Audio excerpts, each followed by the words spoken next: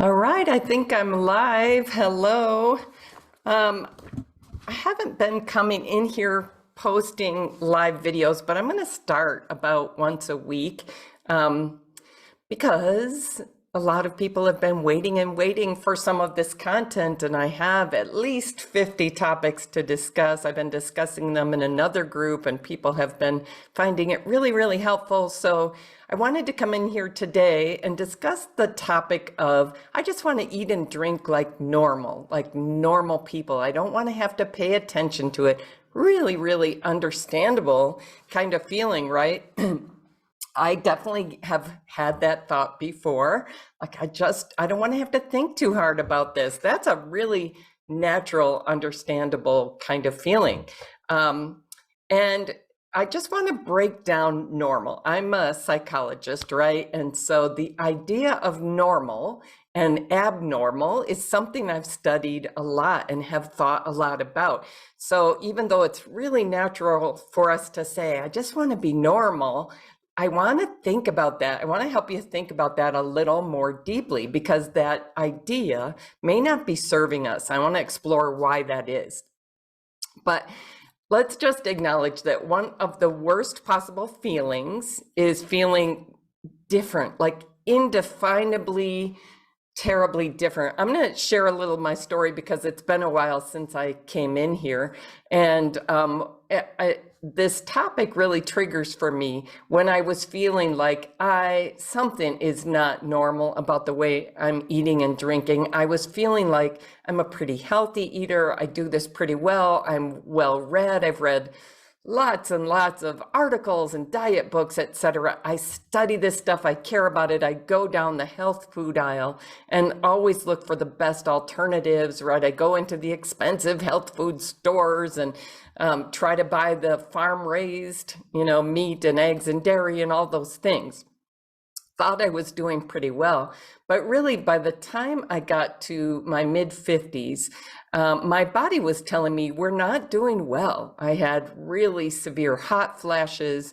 I had a lot of pain and inflammation throughout my body. I'd had an injury in high school in my back. And so I had back problems. I had foot problems. My feet were so inflamed. They weren't working right. I was talking to surgeons about it.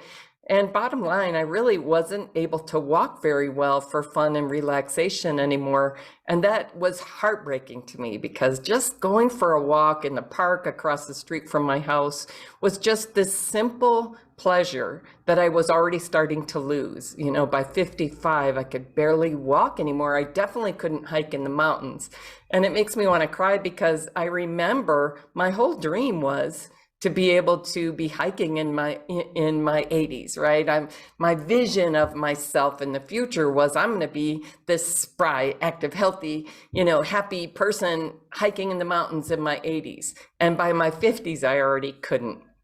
And I had this big wake-up call. So my body was declining in certain ways that I wasn't exactly cluing into, that this could have to do with my eating and drinking.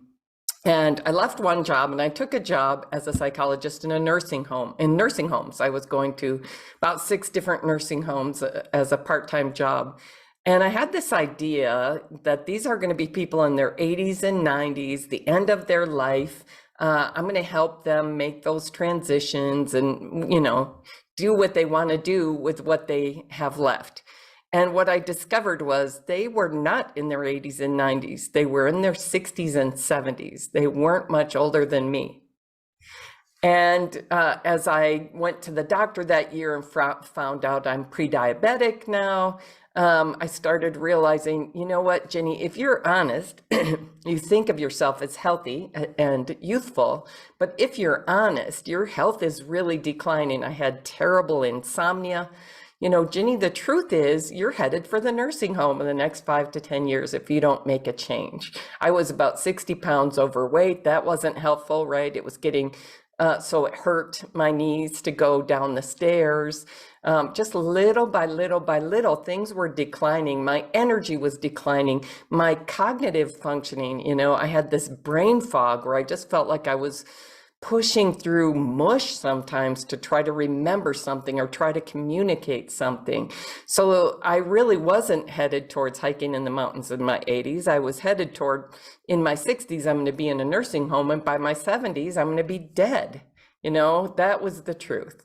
So yeah, excuse my emotion about it, but I wasn't going the direction I was telling myself I was going. I was going in a kind of scary direction.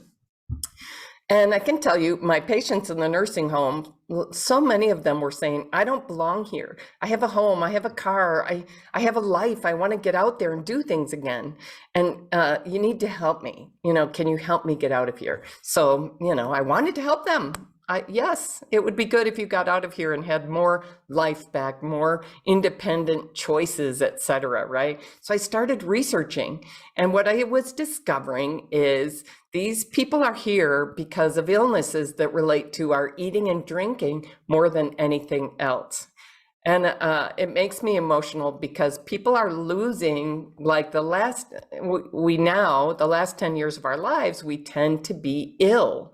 And this is normal. This is what's normal now. It's not what we ought to be experiencing, and it has to do with our eating and drinking more than anything. So I want to talk about the idea of normal eating and drinking, and just start to break down the idea that that's what we should aspire to. I have a client that I've worked with the past year. She's gorgeous, successful. Anyone looking at her would feel like, wow, she's so on track. She is the kind of person I want to be. I don't know if you'd say she's normal. You might, because she just looks like she gets through everything really pretty easily. But she's sort of, exceptional in a lot of ways, super successful career woman and successful mom and all these things. She has a lot of high standards, right? I think she got a Juris Doctorate. She became a lawyer for a while, and she has this great career, and et cetera. So she's kind of a high standards person. And one of the values she had is, I don't want to be a demanding person when it comes to what I eat and I drink. I just want to be normal. I just want to be easy when it comes to my eating and drinking. I want to eat and drink whatever other people are eating and drinking. I think I can see if anybody has any comments. So if anybody's here, let me know.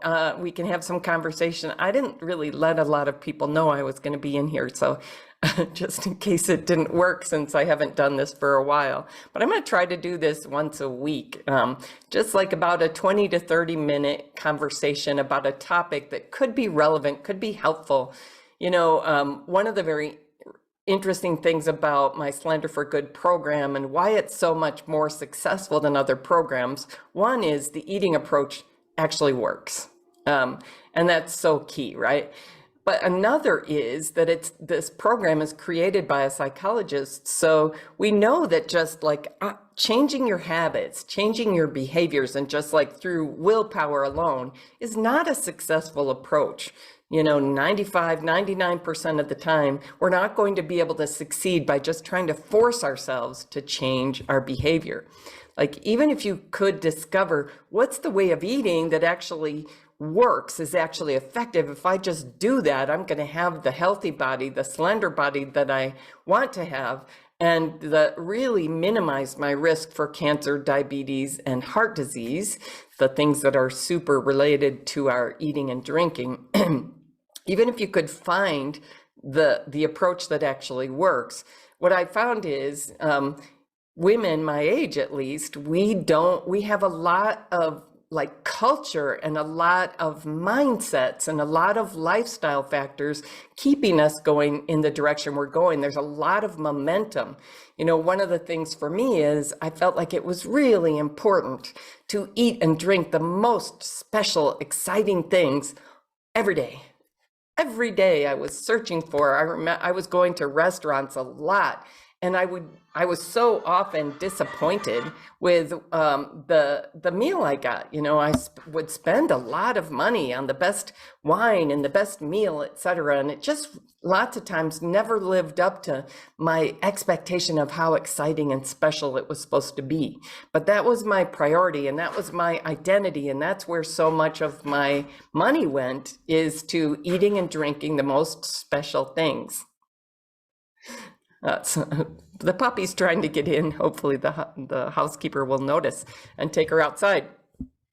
Anyway, so that was sort of my identity and my drive, and starting to really focus on, I mean, I thought I was focusing on healthy eating. I thought I was working at and doing pretty well with healthy eating, but I started realizing, no, really what you're doing is indulgent eating and drinking. I was really confounding self-indulgence with self-care and self-love. Like I was just knocking myself out, taking care of other people all day, all the time. And by the end of the day, it's like, I need to give something to myself now.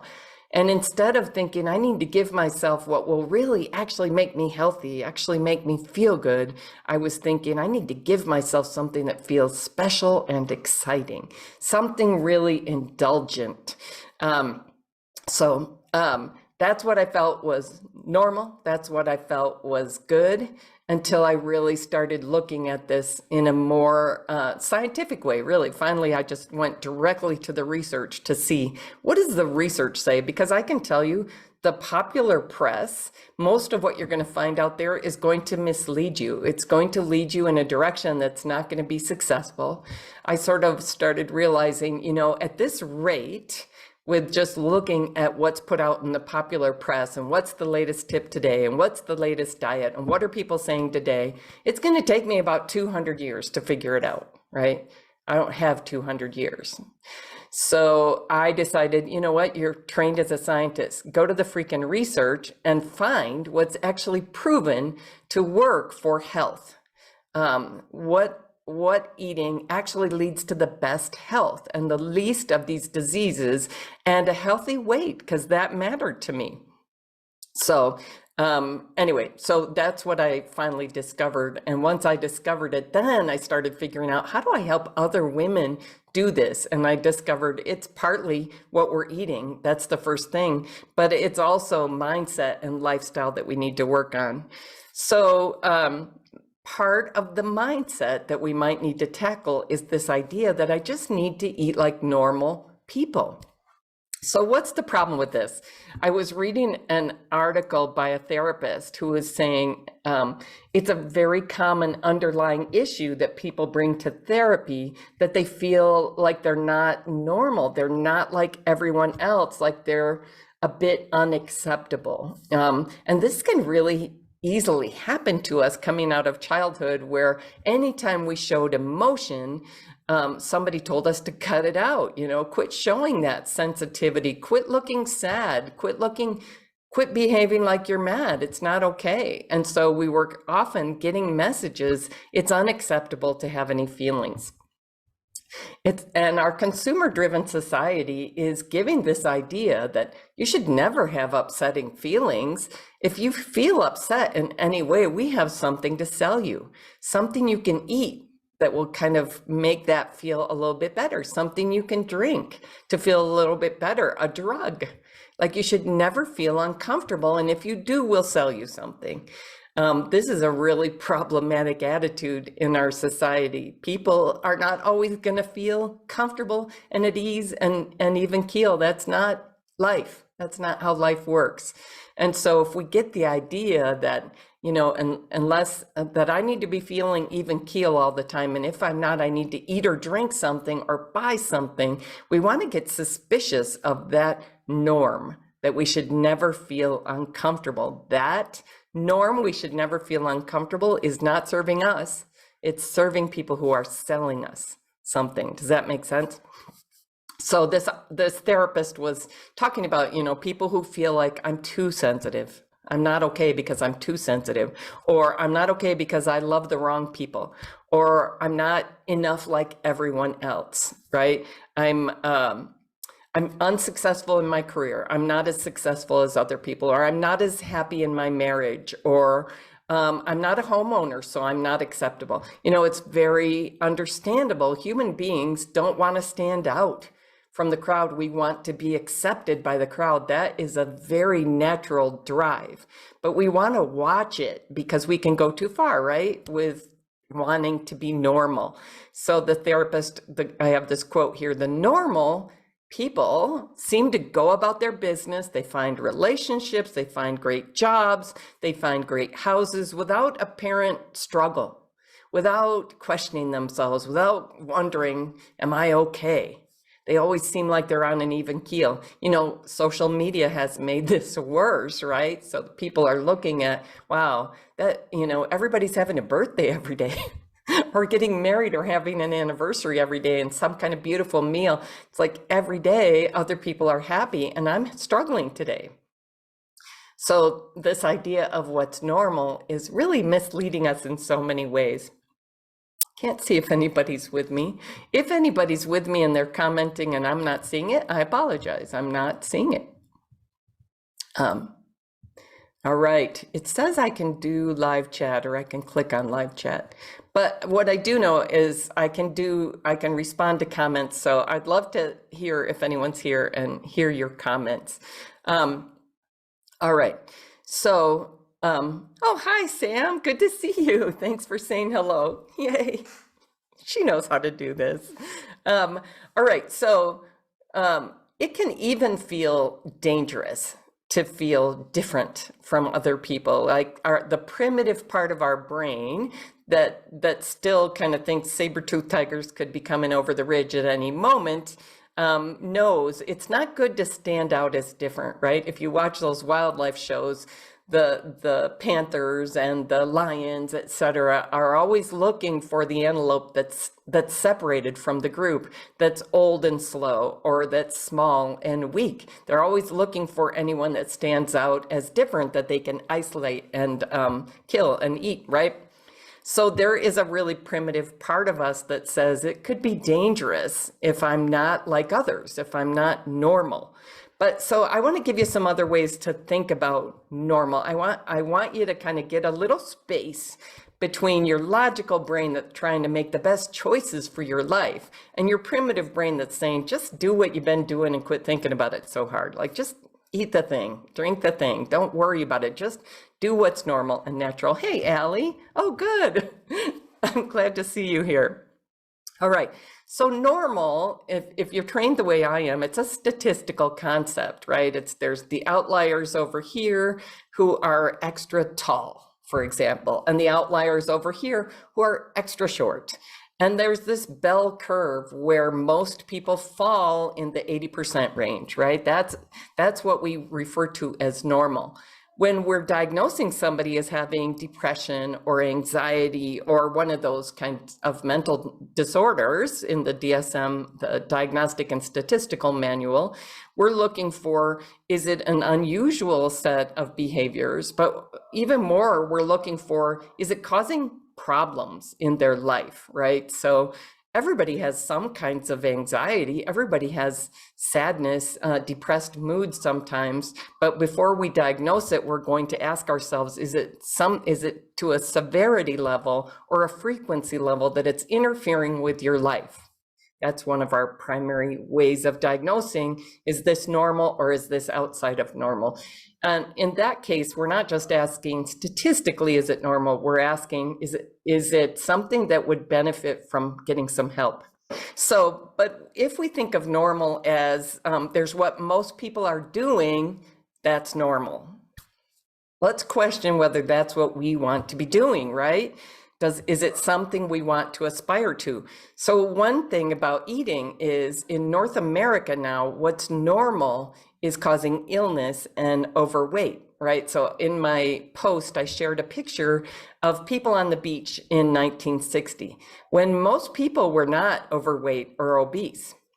Now in US society and throughout North America and a lot of the world now, most people are overweight or obese, so over 80%, and it's getting worse and worse and worse. So now to be normal, to be like at the top of the bell curve, the most average person, a woman has to weigh 166 pounds on average, right? This is averages. That's what the bell curve means. This is 18.5% more than a woman weighed on average in 1960. It's a pretty huge increase, right?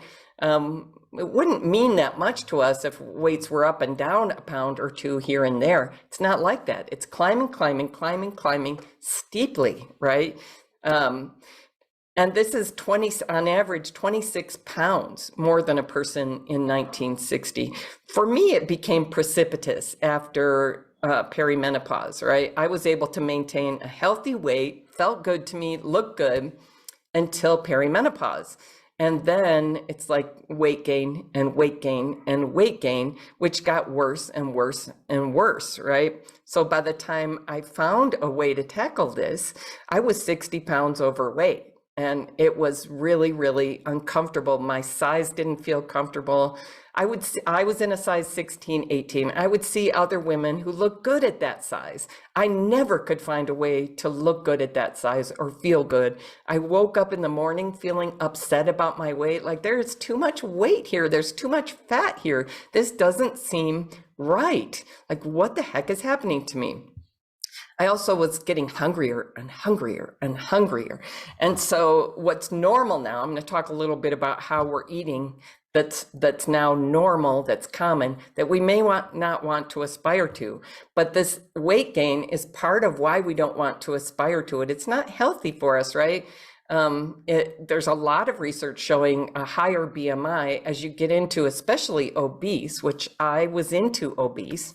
I would be sitting at the doctor's office, worried about my weight, not knowing what to do. The doctors aren't typically helpful with that, right? And I'd be looking at that chart and I'd go, obese? I'm not obese. I'm definitely overweight, but I'm not obese. But according to that chart, I was. And what that meant is I had hit a threshold where you really got to get a little bit worried how this is going to affect your health. Now, the average American is 33 pounds heavier than the average French person. 40 pounds heavier than the average Japanese person. Some of this may relate to height, right? But basically the average woman now is the same weight as the average man in 1960. So something big has been changing with our weight in these last 60 years. And along with the rise in overweight and obesity, we have these huge increases in these serious diseases that relate to our eating and our drinking, like heart disease, cancer, and diabetes. All have primary ties to our eating and drinking. That's one thing that shocked me when I started trying to figure out how am I going to help my clients get out of the nursing home. I found none of them could get out of the nursing home. Their health had declined too much. Waiting to see if someone's going to get that puppy. All right. So the reasons why it's become normal for us to develop heart disease or cancer or diabetes now in our 60s or 70s or even earlier has to do with what we're eating, how we're eating, and how much, and that's the same thing that is contributing to this overweight and obesity epidemic. So it's become normal, a couple of pieces, and this is just going to be a really quick overview, and you can get I have a PDF, I have a book, a roadmap to sustainable weight loss after 40, if you'd like to know more about this. But two things I'll just share, and we kind of know this, but it's become really normal to eat far too much non-nutritious food-like substances, highly processed stuff. I think the last research I saw, I think it's worse than this now. I think the last statistic I saw is that 57% of what Americans are eating on average is highly processed, non-nutritious food-like substances, not even food, right? 80% of the food in the grocery store has added sugar. Something has gotten very messed up in our food environment. It's become normal to eat far too much of that stuff. And it's become normal to eat far too little of the real, whole, nutritious foods that our bodies need. We tell each other, a little of this won't hurt anything. It's not a little anymore. Even those of us who feel like we're doing a lot better than average are probably eating far too much non-nutritious stuff and far too little nutritious stuff. Chip niffles, exactly. It doesn't have an eye. I call these things, instead of calling them treats like I used to, it's just a little treat and won't hurt anything. Ginny, this is a lie. You are hurting yourself eating and drinking this way. Quit lying to yourself. So instead of calling them treats, I call them cravingful, highly processed, non-nutritious, food-like substances. Chip niffles. That's a chip niffle. That's not food. I don't want it. I don't care how much you call it a treat. I don't want it anymore. I want to eat real nutritious stuff my body actually needs. Well, this is why when I was able to discover, okay, what does my body actually need? How much? I got very clear and very specific. All this stuff turned around. No more hot flashes, no more insomnia, no more pain and inflammation, which I've lived with for 40 years, right? The excess weight pretty much fell off. Basically finding the way of eating and the mindsets that support eating this way, finding a way to thoroughly enjoy what my body actually needs, like craving the good stuff, has completely transformed my life. So I am looking forward to hiking in the mountains in my 80s now. Like, I've gotten my life back. I wake up feeling great every day. I don't have the brain fog, etc. I'm so glad you're here with me, Sam. All right, I'm gonna start wrapping up, but it's the way we're eating and drinking. It's also normal. It's normal for people to eat snacks all the time, to eat day in and day out in a boundaryless kind of free range grazing kind of way. This is a great way to mess up your hormones. It's a great way to cause yourself to have not only weight gain, but the kind of weight gain your body is going to fight to defend, right? So the way we're eating and drinking. And then what about the normal cultural attitudes and behaviors about eating and drinking? Eating, emotional eating is normal. You're feeling upset? Here's something to eat or drink. You're feeling tired or sad? Here's something to eat or drink, right? That's not what eating and drinking is for, but it's become that the cultural approach to eating and drinking. Are you celebrating something? Here's something to eat or drink. So is a family member, someone you love, tired or sad or celebrating? Here's something to eat or drink. So eating and drinking has gotten pretty disconnected from what's actually nourishing for us, and it's gotten highly connected to calming our feelings or exciting our feelings. So emotional eating has become normal. That's a normal I want to resist. Diet mentality has become normal. I don't have time to go into this a lot today, but if you get that PDF I was talking about, Roadmap to Sustainable Weight Loss After 40, just go to slenderforgood.com and you can click to get that. But the mentality that a little bad stuff won't hurt anything, it's just a treat, doesn't make any sense for our bodies, but that's a normal thought. I'll eat this now, but I'll make up for it later. Doesn't make any sense for how our bodies work, but it's a normal way of thinking in our culture. So those are some normal, typical things that I want to resist. I've got to be intentional about this. What about drinking alcohol at all kinds of events? It was wine. It was getting to be wine every night. Or a cocktail. It was getting to be like anytime I want to celebrate, anytime I want to let my hair down, it's the end of the day, it's a Tuesday. It was becoming just normal to drink alcohol as part of ending every day, as part of every celebration, as part of any time anybody was upset. We have this idea in our society that there's normal drinkers and there's alcoholics. Is that true, though? Did you know in the DSM-3 that I was 4 or 5, I think we're on 5 now, in the Diagnostic and Statistical Manual, there is no term for, there is no alcoholic. There's no evidence that some people are way more susceptible to developing an addiction than others, that there are people who can just drink an addictive substance over and over and not start drinking more and not start developing tolerance. It's having a human body that makes you at risk for developing more tolerance for drinking and for wanting more and more and more. So it's not like the normal people drink fine and it's only this special group of people. The truth is it's normal to develop drinking more and more and more and to develop a tolerance. So most people are going to drink more over time from whatever point they start to, to the end of their life. And what about drinking being normal as far as being safe? One of the things I started realizing is alcohol kills bacteria. And what I have in my gut to be healthy, I've been studying more of this lately, is bacteria. And it makes a big difference whether I'm feeding the good gut bacteria or I'm feeding the bad gut bacteria. It makes a big difference if I'm just killing the bacteria in my gut. I need them for my immune system. I need them for my mood. We need those bacteria.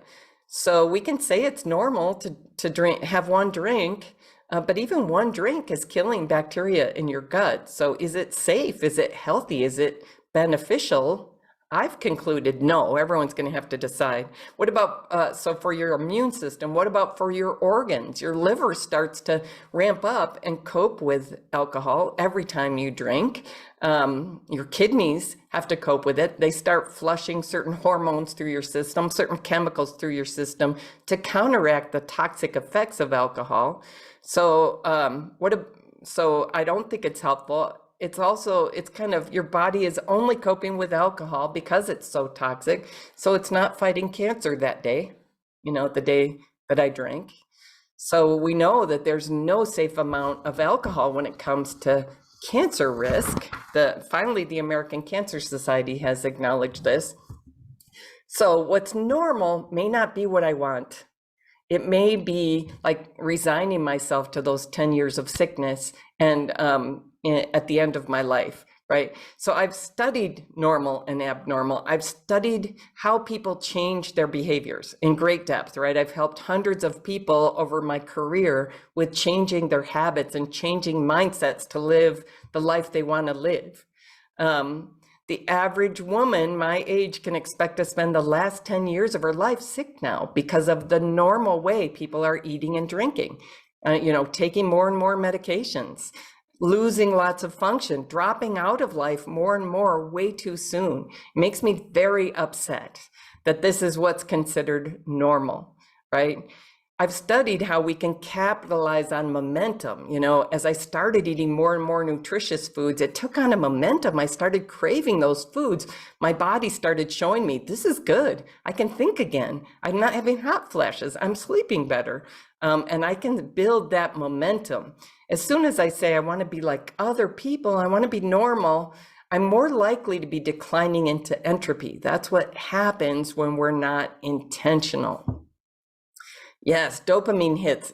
So fascinating. Does this create too much of a dopamine response? Oh, thanks for asking that, Allie. Yes. So when we're driven to, and I'll do a talk on this sometime soon, when we're driven to get the most exciting, most extra super pleasurable food and drink, like I was, that was a big driver for me for at least 10 or 15 years. What we're driving towards is a dopamine hit, like, ooh, that was exciting, right? Oh, how can I get that excitement again? And so what happens in our brain when we get an extra dopamine response, like with something that's extra exciting and pleasurable, like alcohol, for example, or sugar, is our brain says, that was a lot of dopamine. Two things it does. It says, get more, and it downregulates our dopamine receptors. What that means is those receptors that get that rush start closing off. Our brain says, we got too much dopamine going here, and it down regulates. This is terrible for addiction risk because we start to then feel everything is lacking pleasure in life. And that's one of the things that drives a tolerance and a need for more. I need more alcohol now to get that response. That's what happens with any kind of addictive drug, including alcohol, and I believe sugar, not to freak people out. So for going on 5 years now, I specialize in helping women break bad eating and drinking habits and establish healthy ones so they can release their excess weight, get to their slender, healthy sized body and live there and enjoy eating the things that are actually good for our bodies. So bottom line, when it comes to this normal question, I can eat in the normal, typical, average way if I want. I am going to have the physical and mental effects of that though. I can try to lie to myself, this isn't having any effects, I'll make up for it tomorrow, I'll fix this in January, etc. But it's a lie. If I'm going to eat in the normal way and drink in the way that's normal around me, I'm going to have more disease. I'm going to be declining more, right? So if I want to be healthier than normal, if I want to be that abnormal 80-year-old hiking in the mountains, I'm going to have to question this thought of, can't I just do what's normal? I'm going to catch it, right? I just want to eat what's normal. Wait, what did I just say? This is how I train myself to do it. What did I just say? And I'm going to write it down. I want to eat normal. I want to drink normal. Write it down. Just become aware of it is the first thing, because it would drive me into behavior so fast. I was like, I don't know who made that choice, but it was a bad choice, right? Your mom's on here. Cool. All right. So I'm going to notice the thought. I'm going to write it down. I'm going to question it. I want to eat like normal. It's normal to eat this junky stuff. It's normal to have a couple glasses of wine. Question it. Is that true? What am I telling myself? Just slow myself down. The primitive part of my brain that wants to maintain the status quo, while this wiser part of my brain is saying, I don't want the status quo. It's not what I want anymore. I want something better than that. I have to slow down and notice what I'm saying to myself and question it. Is it true that it's normal? Is it normal? What am I saying? And I'm going to do a turnaround. I'm going to just flip it upside down. It is not normal to eat and drink this way.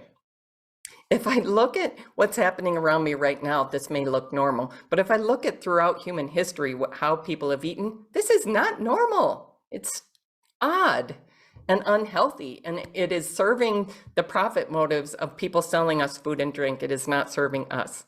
So I'm going to seek evidence that my new thoughts are more true. It's normal for human beings to eat real food. I'm going to seek evidence that that's true. I'm going to put intention behind my new thoughts, right? And I'm going to just keep catching that thought. I just want to do what's normal. I actually want to be healthier and happier than what's normal in my current environment. I want to be my best. All right, I'm going to wrap up. Hi, Sharon. Good to see you. If you want to know more about how to eat to be for a slender, healthy sized body and vastly improved health and vitality, at least for a lot of us, grab the roadmap to sustainable weight loss for women after 40. It's on my website at slenderforgood.com. And I'd love to hear if you have any other thoughts or questions about this idea of, I want to eat and drink like normal. All right, thanks for showing up. Take care.